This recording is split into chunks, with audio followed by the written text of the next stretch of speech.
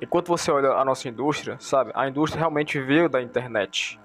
A maior coisa que foi a informação usada de maneira muito gasta para ser movida.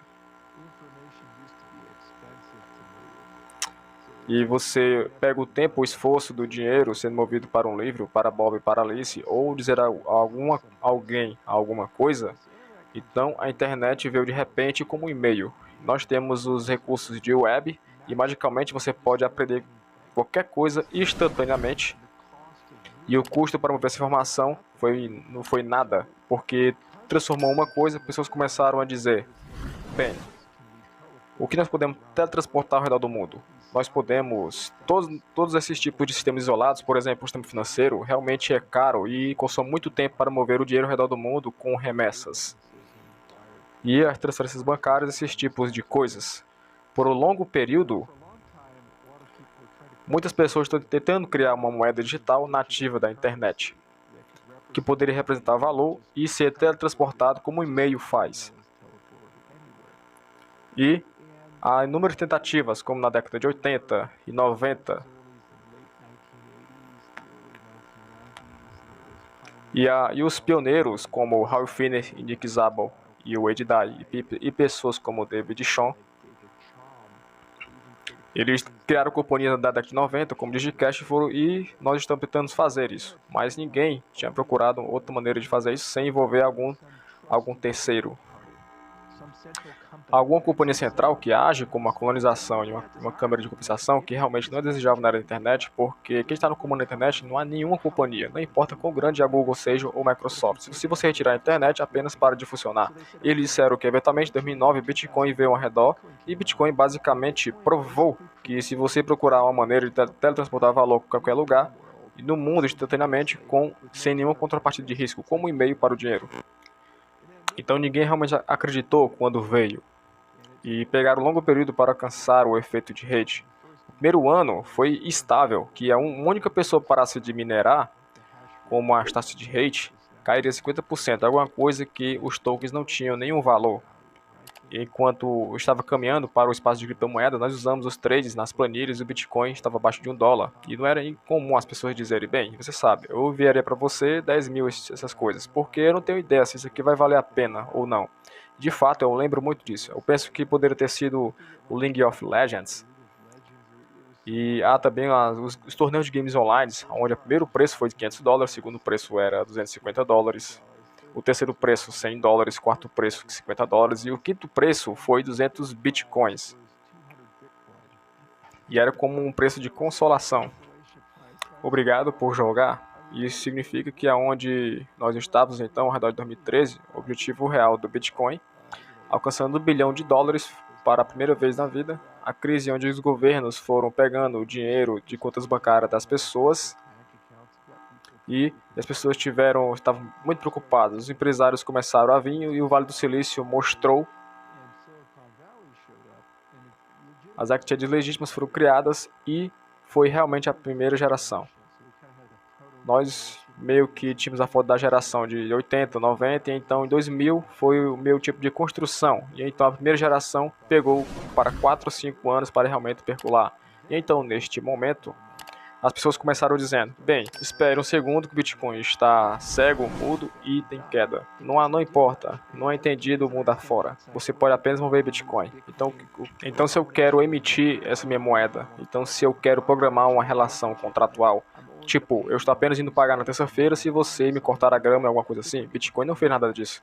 Então nós tentamos desesperadamente tentar adicionar essas funcionalidades dentro do Bitcoin. Aí foram projetos de moedas coloridas, projetos de moedas masters, que foram alguns altcoins para explorar essas coisas. E realmente nós precisamos de um momento como quando o JavaScript veio para o navegador web. E antes do momento, apenas foi uma estatística de websites. E então, quando o JavaScript veio para o navegador, então você teve o YouTube, o Facebook, e de repente tem experiências mágicas que poderiam ser programadas, interativa com o usuário. Então não era apenas você na transmissão, foi uma noção de interação. Bem, os smart contracts estavam vindo e a blockchain, então foi exatamente isso. Com a Ethereum 2003, o que estávamos pensando sobre, estava dizendo como podemos fazer transações programadas. Então, de repente você pode fazer o P2P, de repente você pode pegar seus ativos, de repente você pode fazer seguro, fazer essas coisas. Então nós chamamos realmente o alvorecer da segunda geração com a programabilidade da era das criptomoedas. E seguindo o crescimento da ICO e seguindo o crescimento do DeFi, isso, entregamos todas as coisas e nós vimos para garantir esta indústria. O problema é esse, isso não funciona em escala. Então vai em frente. E eu estava dizendo antes, mas vamos o quê? Estamos trabalhando em quê? Então, agora dissemos um pouco sobre isso naquele período. Obviamente, você era o único dos cofradores da Ethereum e você estava muito envolvido nisso. Falamos um pouco sobre isso e o que era como naquele momento, o senso do que eu poderia potencialmente fazer com isso e como o processo estava incompleto. Eu chamo isso de projeto acidental. E a razão disso é que ninguém entendido para Ethereum realmente pretendia que Ethereum existisse em escala como existe hoje. E tem uma ilusão, onde estávamos pensando sobre que está ainda a $200 bilhões, Leviathan, e foi entregue na indústria. Mas isso foi mais um projeto de frustração. Sem coincidência de que a Ethereum, os fundadores da Ethereum, todos eles estivessem entre um e outro construindo altcoins ou construindo protocolos de sobreposição, porque essas coisas estavam sendo tentando compensar para coisas que estavam fazendo falta no Bitcoin. Por exemplo, o Vitalik estava fazendo um trabalho com pessoas de moedas coloridas. Jeff Weekly era o único com desenvolvedores de moeda master. Gavin tem feito os desenvolvimentos de recursos para o espaço e criou a BitShare. E cada um de nós estávamos procurando coisas diferentes e nós estávamos apaixonados sobre o que poderia resolver esses problemas sem resolver com Bitcoin. Então o ponto da Ethereum foi basicamente a prova de conceito, que foi mostrado como construir um sistema de smart contract. E isso funciona, e pessoas podem construir coisas reais disto. E você sabe, nós lançamos em janeiro de 2014, nós também temos esses T-sheets feitos. E de volta ao T-sheet, nós atualmente mostramos a vocês como emitir essas moedas e atualmente tem sido um recurso de código para votar. Então até os T-sheets eu acho que nós estamos colecionando itens agora. E como uma ação revolucionária, coisas porque você sabe, moedas masters têm crescido mais de $1 milhão e gastam mais de 6 mil em desenvolvimento, funciona como um objetivo nisto. Isto, de repente, você poderia fazer coisas que seriam voltando para o T-sheet para emitir token, e você sabe, nós estamos provando um ponto e que nós estamos pensando por um momento de como é feito esse caminho e de que era feito para explodir e lançar essas indústrias. A esperança era basicamente encorajar o espaço de entendimento sobre programabilidade e necessidade. E para meu ver eu disse, bem, aqui há muitas coisas que eu estou interessado. E eu importo sobre inclusão econômica e sobre identidade econômica. E eu disse, bem, se essa tecnologia está indo para algo bom, então deveria ser um sistema operacional financeiro para o mundo. E Bill Gates e um agricultor, um pastor de Senegal tivessem o mesmo acesso e o privilégio e direitos do sistema. Nós nunca tivemos isso na história humana. Para fazer isso, eu precisei de protocolos. E isso eu não poderia fazer com o Bitcoin, mas o Bitcoin estava me movimentando em uma direção correta. Mas um processo de pensamento era, se nós construirmos alguma coisa, se transformasse em sucesso, entre uma outra coisa e crescimento, nós poderíamos começar a construir esse tipo de coisa e então podemos focar e encorajar a comunidade de Bitcoin a atualizar o Bitcoin para fazer isto.